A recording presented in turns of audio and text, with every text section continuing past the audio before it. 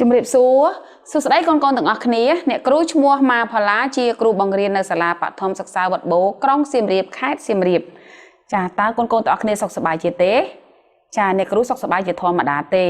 ដោយសារតែស្ថានភាពនៃជំងឺឆ្លង COVID-19 មិនទាន់បានបញ្ចប់នៅឡើយអញ្ចឹងកូនទាំងអស់គ្នាមិនបានទៅសិក្សានៅសាលាពេញលេញទេដូច្នេះហើយក្រសួងអប់រំយុវជននិងកីឡាបានបង្កើតនៅការបង្រៀនពីចម្ងាយដើម្បីឲ្យកូនបានសិក្សាបន្តទៀតចាដូច្នេះថ្ងៃនេះអ្នកគ្រូក៏មានសេចក្តីសប្បាយរីករាយខ្លាំងណាស់ដែរដែលបានវិលមកជួបកូនម្ដងទៀតចាដែលអ្នកគ្រូនឹងមកបង្រៀនមេរៀនជាបន្តដូច្នេះកូនអាចចូលរៀនជាមួយអ្នកគ្រូតាមបណ្ដាញទូរទស្សន៍ជាតិកម្ពុជាចាគេហទំព័ររបស់ក្រសួងអប់រំយុវជននិងកីឡាចាបណ្ដាញផ្សព្វផ្សាយនានាទៀតដែលនៅក្នុងតំបន់របស់កូនមានចាអញ្ចឹងកូនទាំងអស់គ្នាក៏ត្រូវចងចាំជានិច្ចចានឹងអនុវត្តទៅតាមការណែនាំរបស់ក្រសួងសុខាភិបាលដែលតម្រូវឲ្យយើងទាំងអស់គ្នាត្រូវតែរក្សាអនាម័យលាងដៃនឹងសាប៊ូឬទឹកអាល់កុលឲ្យបានញឹកញាប់ក៏ដូចជាពេលណាដែលកូនទាំងអស់គ្នាចេញក្រៅត្រូវពាក់ម៉ាស់និងត្រូវរក្សាគម្លាតចាអញ្ចឹងដើម្បីកុំឲ្យខាត់ពេលយូរកូនទាំងអស់គ្នាត្រៀមសម្ភារៈមួយចំនួនដើម្បីរៀនជាមួយអ្នកគ្រូដែលមានដូចជាសៀវភៅគណិតវិទ្យាថ្នាក់ទី5ប៊ិកខ្មៅដៃបន្ទាត់ចូលលុបក្តារឈ្នួនចាក៏ដូចជាហ្វឺតនិងដីសសម្រាប់សរសេរនៅលើក្តារខៀននិងសម្ភារៈមួយចំនួនទៀតដែលជាតម្រូវការសិក្សារបស់កូនទាំងអស់គ្នាតើឥឡូវកូនទាំងអស់គ្នារៀបចំសម្ភារៈរួចហើយអញ្ចឹងកូនទាំងអស់គ្នាចាំស្ដាប់ហើយនឹងឆ្លើយសំណួរអ្នកគ្រូណាតើគណិតវិទ្យាថ្ងៃមុនយើងរៀនពីអីកូនចាម្ដងទៀតណាអ្នកគ្រូសួរម្ដងទៀតតើគណិតវិទ្យាថ្ងៃមុនយើងរៀនអំពីអ្វីចាគណិតវិទ្យាថ្ងៃមុនយើងរៀនអំពីការបង្គាត់ចំនួនទស្សភាគឲ្យទៅជាចំនួនគត់ចាដើម្បីបង្គាត់ចំនួនទស្សភាគទៅជាចំនួនគត់តើគេធ្វើដូចម្ដេចកូនមើលឆ្លើយអ្នកគ្រូតិចមើលចាដើម្បីបង្គាត់ចំនួនទស្សភាគទៅជាចំនួនគត់គឺយើងត្រូវមើលលើខ្ទង់ភាគ10ចាបើខ្ទង់ភាគ10មានលេខ0 1 2 3 4យើងបង្គាត់ចុះហើយបើខ្ទង់ភាគ10មានលេខ5 6 7 8 9យើងបង្គាត់ឡើងចាអញ្ចឹងកូនទាំងអស់គ្នាយកសៀវភៅមកដើម្បីយើងនឹងធ្វើកំណែកិច្ចការផ្ទះទាំងអស់គ្នាណា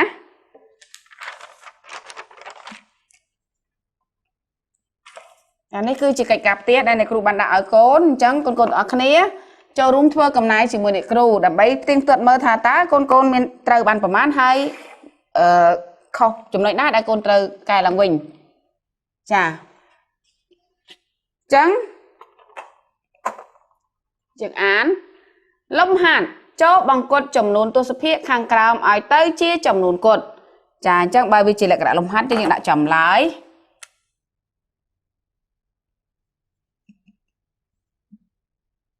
ចាចម្លើយ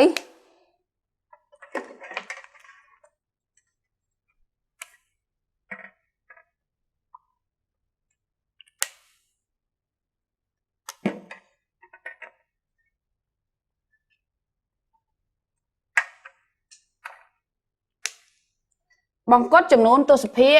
ឲ្យទៅជាចំនួនគត់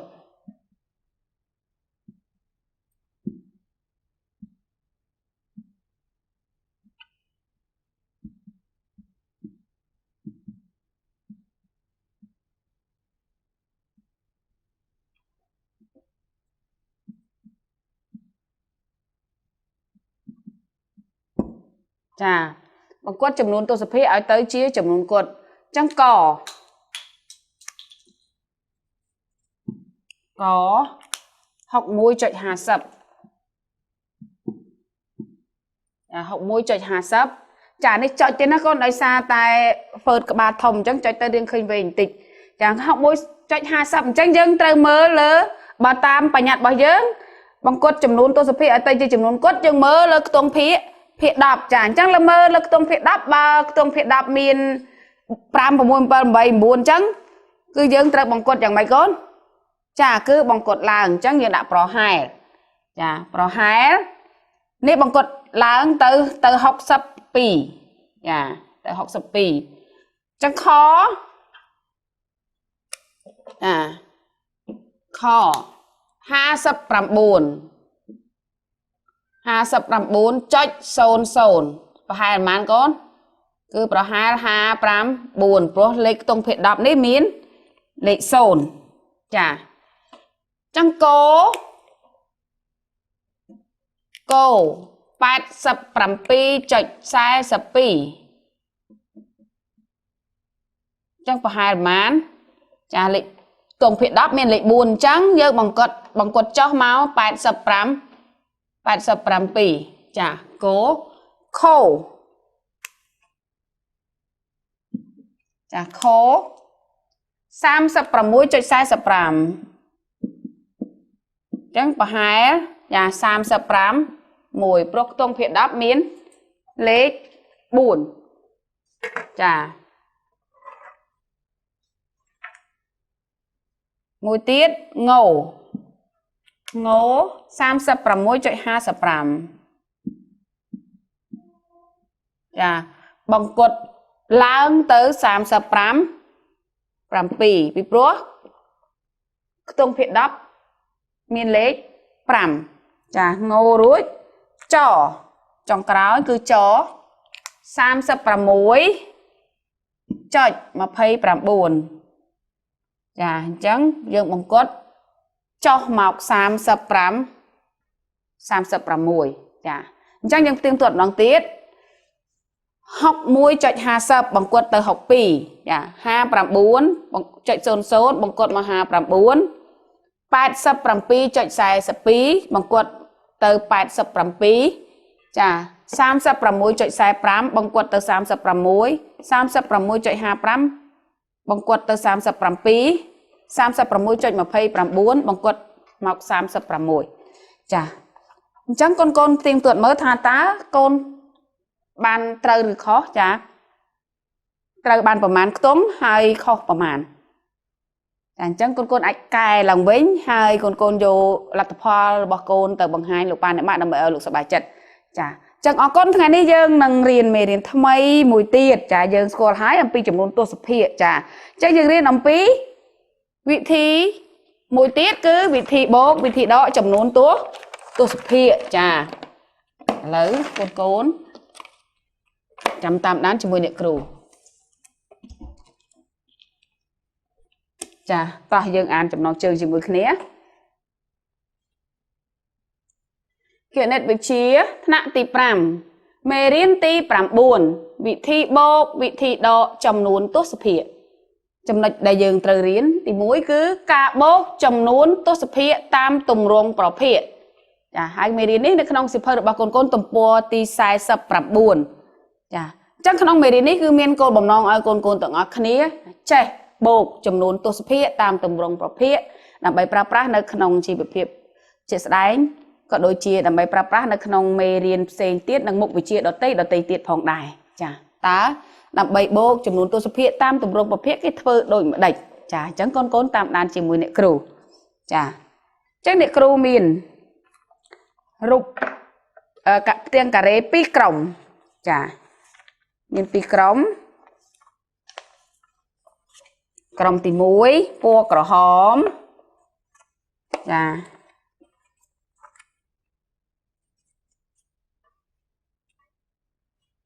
គឺក្រុមពណ៌ក្រហម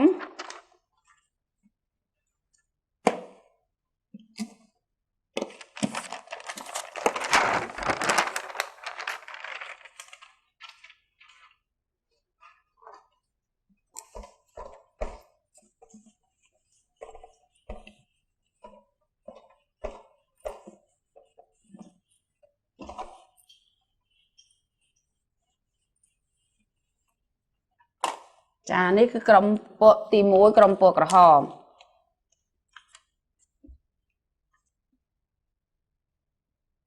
ចា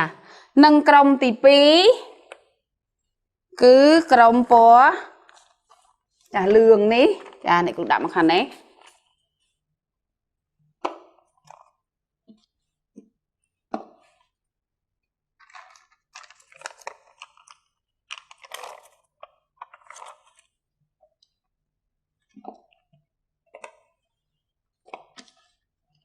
ចា កូនសង្កេតមើលចឹងតាអ្នកគ្រូឲ្យធ្វើអ្វីមិនតែទៀតអ្នកគ្រូនឹងប្រាប់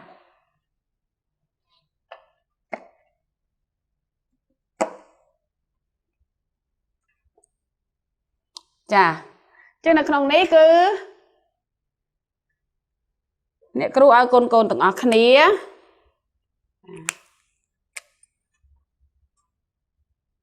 ចូលបូកពីចំនួនទស្សភាគ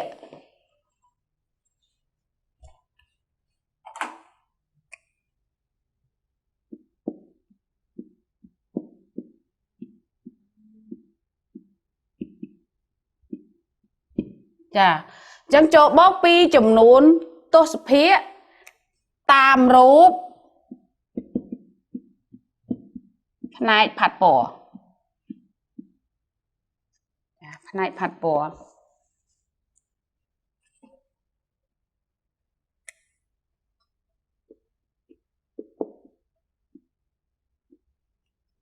ចាចូលបូកពីចំនួនទស្សភាគតាមរូបផ្នែកផាត់ពណ៌តាមរូបណាចាគឺរូបនេះចូលបូកពីចំនួនទស្សភាគតាមរូបផ្នែកផាត់ពណ៌អញ្ចឹងមានន័យថាកូនទាំងអស់គ្នាដើម្បីបូកបានលុះត្រាណាតែយើងសរសេរជាចំនួនសិន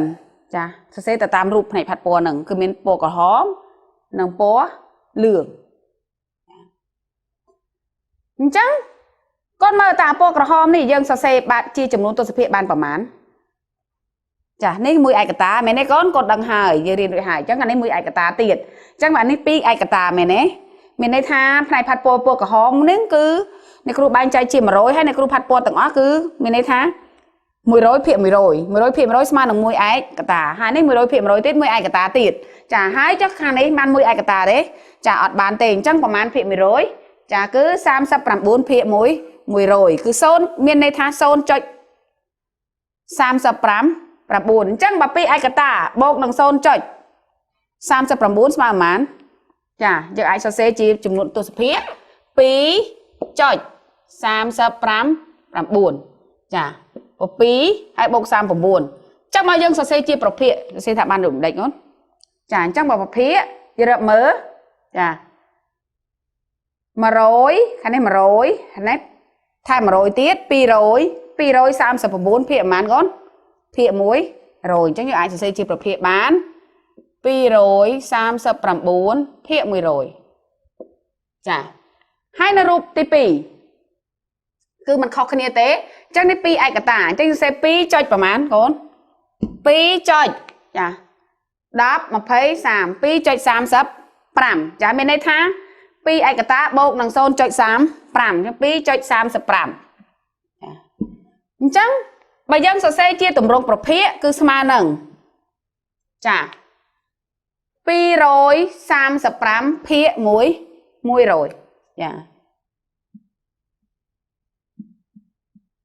ចាអញ្ចឹងតា 2.39 បូកនឹង 2.35 ឃើញប៉ុន្មានចាឥឡូវគ្រូសរសេរ 2.39 បូកនឹង 2.35 ស្មើនឹងបើយើងសេជាចំនួនទស្សជាប្រភេទគឺ239ភាគ100បូកនឹងចា235ភាគ100ចាអញ្ចឹងស្មើ239បូកនឹង235ភាគ100យើងដាក់ជាភាគបែងរួមចាអញ្ចឹងឥឡូវកូនរាប់មើលតើឃើញប្រមាណចា239បូក235ភាគ100អញ្ចឹងរាប់មកឃើញប្រមាណអានេះ100ចាបូក100 200បូក100ទៀត300បូក100ទៀត400ចា400អានេះ39 439ចារឹបត439នេះណាបូកអានេះទៀត439 400បូក10នេះទៀត449 459 469 407 471 472 473 474 ចាអញ្ចឹងយើងបាន474ចា474ភាគ100ចាបើយើងសរសេរជាចំនួនទស្សភាគឃើញប្រមាណចា2ភាគ2 3 4 4ចុចចា74ចា4.74ចាដូចនេះ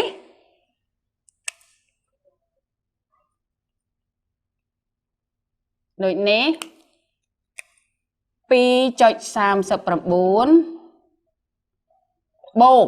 ចាបូកនឹង2.35 អូ 2.35 ស្មើនឹង 4.74 ចានេះយើងអនុវត្តទៅតាមរូបភាពចាអញ្ចឹង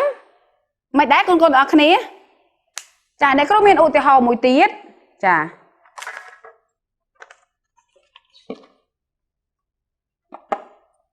នេះគឺឧទាហរណ៍ទី2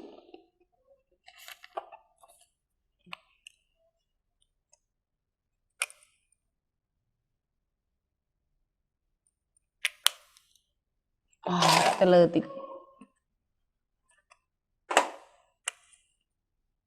ចាចូលបូកចំនួនទស្សភាគខាងក្រោមទៅតាមទម្រង់ប្រភេទ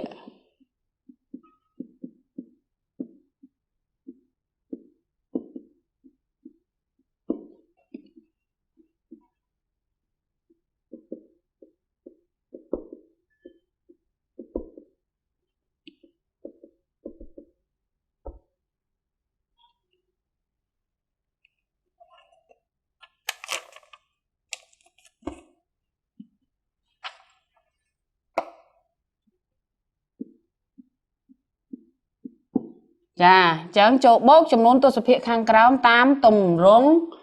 ប្រភេទចាឥឡូវគុណមើល 29.29 បូក 35.75 ចាអញ្ចឹងអ្នកគ្រូ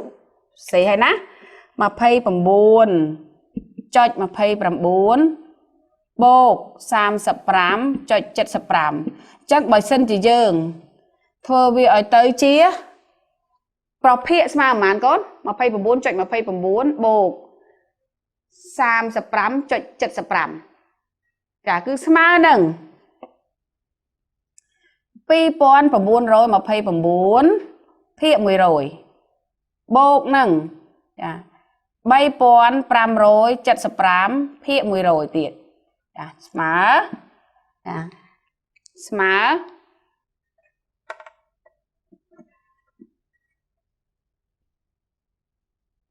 2929បូកនឹងចា2929បូកនឹង3575ភាគ1 100អញ្ចឹងស្មើនឹងចាស្មើនឹងប៉ុន្មានកូនចាឥឡូវយើងបូកមកបូកកន្លែងនេះមួយទៅ2929បូកនឹង3575ស្មើប៉ុន្មាន9បូក5 14ត្រាទុក1 7 2បូក7 9 9 1 10សេលេខ0ត្រាទុក1 9បូក5 14 14 1 15សេលេខ5ត្រាទុក1 2បូក8 5 5បូក1 6ចាជឿឃើញ 6504 អញ្ចឹងបញ្ជាក់ម្ដងទៀត 14 10 0 15ចាអញ្ចឹងឃើញ 6504ភាគ100អញ្ចឹងបើយើងសរសេរទៅជាចំនួនទស្សភាគគឺឃើញចា 65.04 ចា 65.04 ចាដូចនេះ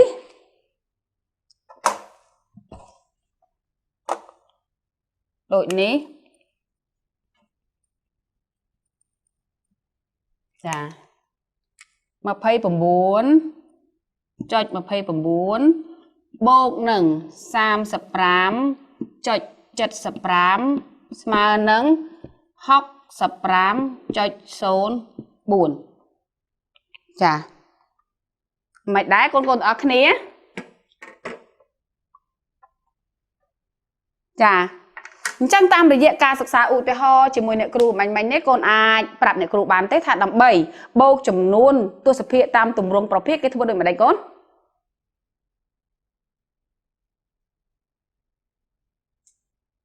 អងទៀតណាកូនគិតឡើងវិញមើលថា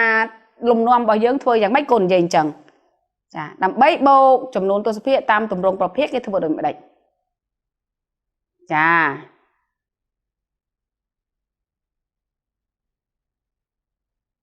អញ្ចឹងដើម្បីបូកចំនួនទស្សភាគនិងចំនួនទស្សភាគតាមទម្រង់ប្រភេទហ្នឹងដំបូងគឺគេបដូរចំនួនទស្សភាគឲ្យទៅជាអីកូននេះឲ្យទៅជាអីឲ្យទៅជាប្រភេទចាឲ្យទៅជាប្រភេទអញ្ចឹងយើងបដូរឲ្យទៅជាប្រភេទទាំងអស់ចារួចយើងធ្វើម៉េចចារួចយើងបូកចំនួនគាត់សំទោសយើងបូកភាគយកនិងភាគយកឯភាគបែងរក្សាទុកនៅដល់ដែរចាព្រោះថាការបូកប្រភេទដែលមានភាគបែងដូចគ្នាគឺយើងបូកតែភាគយកទេឯភាគបែងរក្សាទុកនៅដល់ដែរចាអញ្ចឹងដើម្បីឲ្យកូនកាន់តែច្បាស់អ្នកគ្រូក៏មានសរសេរជាបញ្ញត្តិដើម្បីឲ្យកូនទាំងអស់គ្នាបានមើលផងដែរ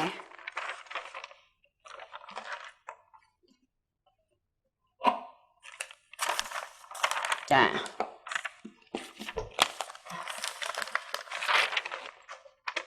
ានេះបញ្ញត្តិរបស់យើង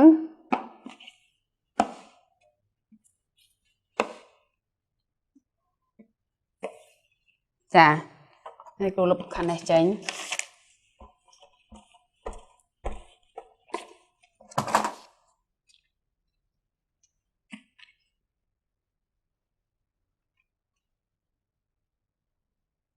ចាអញ្ចឹងកូនទាំងអស់គ្នាអានបញ្ញត្តិជាមួយគ្នាបញ្ញត្តិការបូកចំនួនទស្សភាគនិងចំនួនទស្សភាគអាចបូកតាមទម្រង់ប្រភេទបានដោយបដូរចំនួនទស្សភាគទៅជាប្រភេទទស្សភាគចារួចបូកដូចការបូកប្រភេទដែលមានភាគបែងដូចគ្នាចាមិនដែរកូនចាអញ្ចឹងដើម្បីបញ្ជាក់ឲ្យកាន់តែច្បាស់ថាកូនយល់បានប៉ុណ្ណាចាអញ្ចឹងកូនទាំងអស់គ្នាអ្នកគ្រូមានលំហាត់មួយឲ្យកូនអនុវត្តចាកូនយកក្តារឈ្នួនមកចា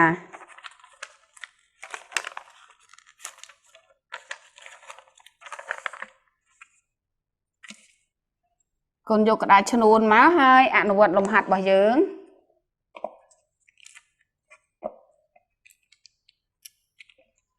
ចាលំហាត់នេះគឺកូនទាំងអស់គ្នាបូកចំនួនទស្សភាគចានេះគ្រូដាក់ទី3ចូលបូកចំនួនទស្សភាគ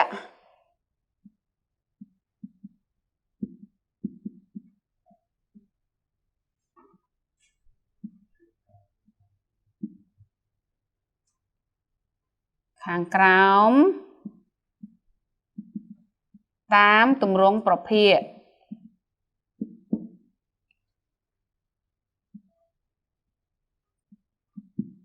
ចូលបូកចំនួនទស្សភាគខាងក្រោមតាមទម្រង់ប្រភេទចាគឺ148.50 បូកនឹងចា103.83ចាឥឡូវកូនទាំងអស់គ្នាចាប់ផ្ដើមបូកអនុវត្តដោយយើងមើលទៅលើបញ្ញត្តិរបស់យើងចានេះគ្រូទុកពេលឲ្យកូនចាប់ផ្ដើម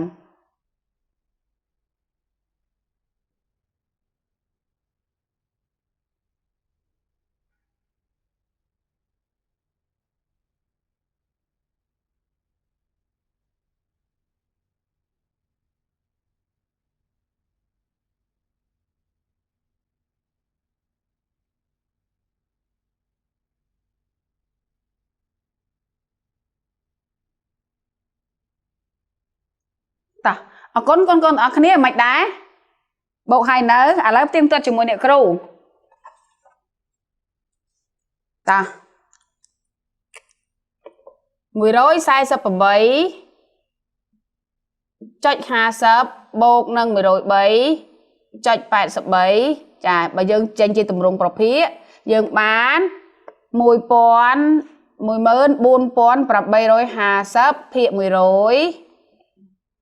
បូកនឹងចា bay mùi mùi mớn bay rồi 87 phía 10 rồi dạ chẳng vì mà nâng mùi mớn buôn pon phòng bay rồi hà sắp dạ bột nâng mùi mớn bay rồi 87 phía 10 rồi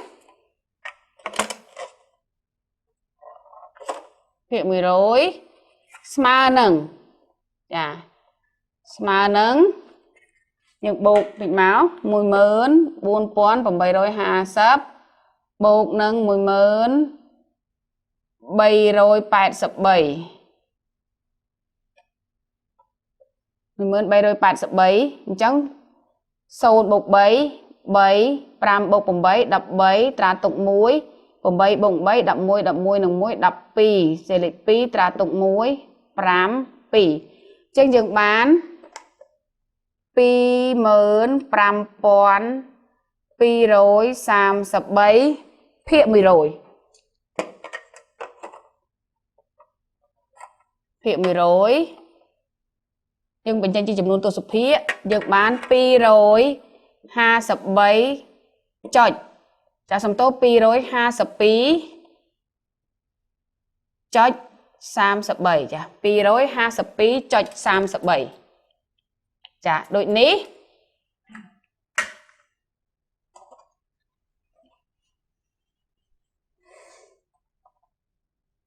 đội ní chà mùi rồi sai sập rậm bấy chọi hà sấp bột nâng mùi rồi bấy chọi 87 smá nâng pi rồi 27 chọi 37 chà mới con tiếng tuật mơ mới ta con kính trời đội nè cừu phơi này đã ót con mà rồi sai sắp bảy chọi 20 bột nâng mà rồi 7 chọi 87 khơi pi rồi 22 chọi 37 chà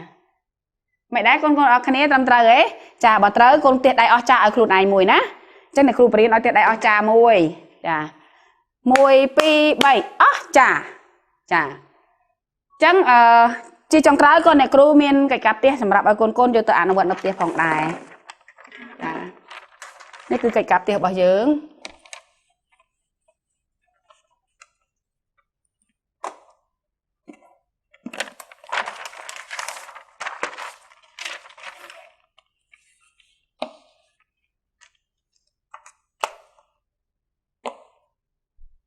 อันนี้ไก่กาบเตียแต่ยังอันไก่กาบเตียจมูกนี้ลมหัดเกิดอันนี้พอโบกตามตุ่มรงปลอกเพียจ้ะก็โซนจุดโซนพรำโบกนังโซนจุดโซนใบขอดับปีจุดพรำปีโบกนังดับใบจุดพรำโก้ใส่พรำจุด50พรำใบโบกนังใส่ปีจุด84โค